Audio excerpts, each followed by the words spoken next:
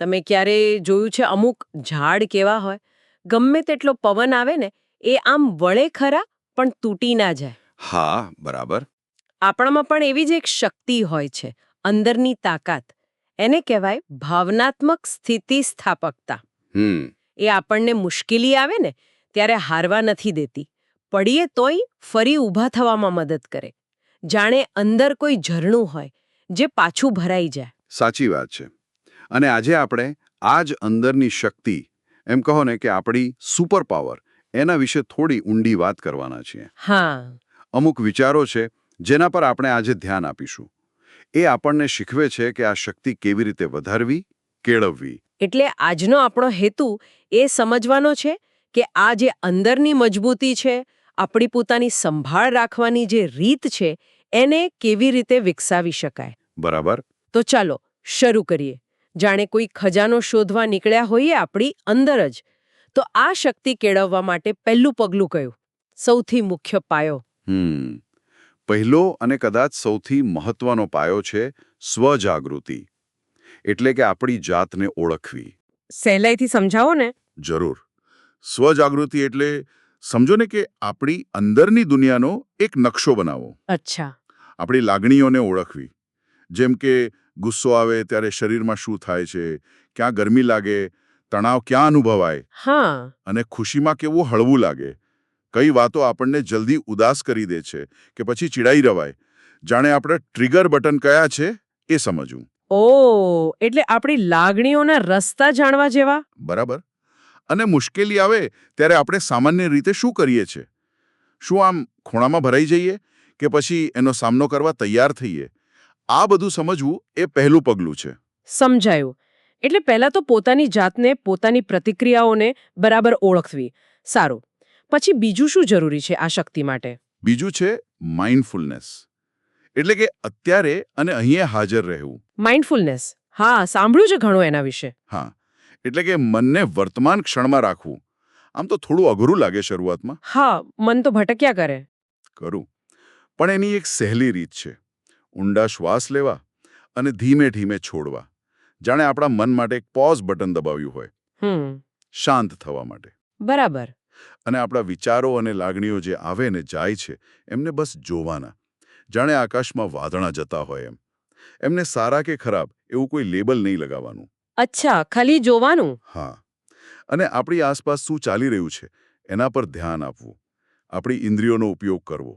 જેમ કે જમતી વખતે ખોરાકનો સ્વાદ કેવો છે, બહાર પક્ષીઓનો અવાજ આવે છે, આ બધું. આ તો જાણે મનને શાંત પાડવાની કસરત જેવું થયું. પણ જ્યારે આપણાથી કંઈ ભૂલ થાય કે આપણે દુઃખી હોઈએ, ત્યારે તો પોતાની જાત પર જ બહુ ગુસ્સો આવે. એનું શું કરવું? હા, બહુ સારો મુદ્દો ઉઠાવ્યો. અને એટલે જ ત્રીજો મહત્વનો પાયો છે સ્વકરુણા. સ્વકરુણા એટલે પોતાની જાત પર દયા. હા, દયા કહો કે માયા કહો, પોતાની જાત પ્રત્યે એવા જ રહેવું જેવા આપણે આપણા કોઈ ખાસ મિત્ર સાથે રહીએ. ભૂલ થાય તો પોતાને ધિક્કારવાને બદલે આમ નરમાસથી કહેવું, ઠીક છે, વાંધો નહીં, માણસ છીએ, ભૂલ તો થાય, ફરી કોશિશ કરીશ. એ સ્વીકારવું કે ભાઈ, તકલીફ તો આવે જીવનમાં, દુઃખ તો થાય, અને આપણે એકલા નથી જે આવું અનુભવી રહ્યા છીએ. બસ પોતાની જાતને થોડી હૂંફ આપવી. પોતાની જાતનો જ મિત્ર બનવો. આ વાત ગમી મને. પણ ખાલી દયાળુ બનવાથી તો તકલીફ દૂર નહીં થાય ને. સામનો તો કરવો જ પડશે. બિલકુલ. એના વગર તો કેમ ચાલે? એટલે જ ચોથો આધારસ્તંભ છે મુશ્કેલીઓનો સામનો કરવાની તંદુરસ્ત, હેલ્ધી રીતો વિકસાવવી. એટલે કે એક પ્લાન જેવું. હા, જાણે આપણી ઇમરજન્સી ટૂલકિટ. તણાવ ઓછો કરવા શું કરી શકાય? એવી પ્રવૃત્તિઓ શોધવી જે મનને શાંતિ આપે. કોઈને સંગીત સાંભળવું ગમે, કોઈને ચિત્રકામ કરવું, કોઈને બગીચામાં ફરવા જવું. હા, કે પછી હળવી કસરત કરવી. બરાબર. યોગા કે ચાનવું. અને જો કોઈ સમસ્યા બહુ મોટી લાગે ને, તો એને નાના નાના ટુકડાઓમાં વહેંચી દેવી. જાણે કોઈ મોટી પઝલ હોય, એના નાના ટુકડા પહેલા ઉકેલીએ ને એમ. હા, એનાથી થોડું સહેલું લાગે. અને બીજું, લાગણીઓને દબાવી નહીં રાખવાની. એને વ્યક્ત કરવી. કોઈને લખીને ફાવે, કોઈ વિશ્વાસુ મિત્ર સાથે વાત કરીને. જરૂર લાગે તો રડી પણ લેવાય. અને આ બધું કરવામાં કદાચ એકલા પડી જવાય એવું લાગે તો? તમે સાચું પકડ્યું. એટલે જ પાંચમો મુદ્દો છે મજબૂત અને મદદગાર સંબંધો. આપણે કોઈ સુપર હીરો નથી કે બધું એકલા જ કરી લઈશું. ખરું. આપણને બધાને કોઈકના સાથની, સપોર્ટની જરૂર પડે છે. કુટુંબ છે, મિત્રો છે, એમની સાથે સારા સંબંધો જાળવવા. એવા લોકો આપણી પાસે હોવા જોઈએ જેમની સાથે આપણે દિલ ખોલીને વાત કરી શકીએ. હા, જેના પર ભરોસો હોય. બરાબર. અને એ પણ યાદ રાખવું કે જરૂર પડે ને તો કોઈ પ્રોફેશનલની મદદ લેવામાં કંઈ ખોટું નથી. જેમ કે કાઉન્સેલર કે થેરાપિસ્ટ. એ કોઈ નબળાઈ નથી, પણ પોતાની સંભાળ લેવાની નિશાની છે. આપણી ટીમ મજબૂત હોવી જોઈએ. Team work. બરાબર. અને પેલી માનસિકતાનું શું, જે પડકારોને પણ કંઈક શીખવાની તક બનાવી દે? હા, એ છે છઠ્ઠો મુદ્દો, વિકાસની માનસિકતા. ગ્રોથ માઇન્ડસેટ જેને કહીએ. Growth mindset. આ એટલે કોઈ મુશ્કેલી આવે તો એને અંત નહીં સમજવાનો, પણ એમ જોવાનું કે આમાંથી હું શું નવું શીખી શકું છું. ભૂતકાળમાં આપણે કેવી રીતે મુશ્કેલીઓમાંથી બહાર આવ્યા હતા એ યાદ કરવું. હા, એનાથી હિંમત મળે. ચોક્કસ. નિષ્ફળતા મળે તો એમ નહીં વિચારવાનું કે બસ હવે પૂરું, પણ એમ જોવાનું કે આમાંથી શું શીખ મળી, હવે વધુ સારી રીતે કેમ કરી શકાય, અને એ સ્વીકારી લેવાનું કે આપણે સંપૂર્ણ નથી, ભૂલો થશે, પ્રયત્ન કરતા રહેવું મહત્વનું છે. અને છેલ્લે આ બધા સાથે જીવનનો અર્થ કેવી રીતે જોડાયેલો છે?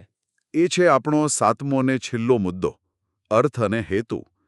લાઈફમાં આપણા માટે ખરેખર શું મહત્વનું છે, આપણા મૂલ્યો શું છે, એ જાણવું. હમ. એવી પ્રવૃત્તિઓ કરવી જેમાં આપણને આનંદ મળે અને જે આપણને લાગે કે હા, આ કંઈક અર્થપૂર્ણ છે. અને એક બહુ જ સરળ પણ શક્તિશાળી વસ્તુ, કૃતજ્ઞતા. ગ્રેટિટ્યુડ. હા, આપણી પાસે જે કંઈ પણ છે, ભલે ને નાનું હોય, એના માટે આભાર માનવો. રોજ રાત્રે સૂતા પહેલા એવી 3 નાની બાબતો યાદ કરવી જેના માટે આપણે ખરેખર આભારી છીએ. વાહ. એટલે આ ભાવનાત્મક સ્થિતિસ્થાપકતા કેળવવી એ કોઈ એક દિવસનું કામ નથી. ના, બિલકુલ નહીં. એ તો એક સતત ચાલતો પ્રવાસ છે. જાણે આપણે આપણી અંદર એક બગીચો ઉછેરી રહ્યા હોઈએ.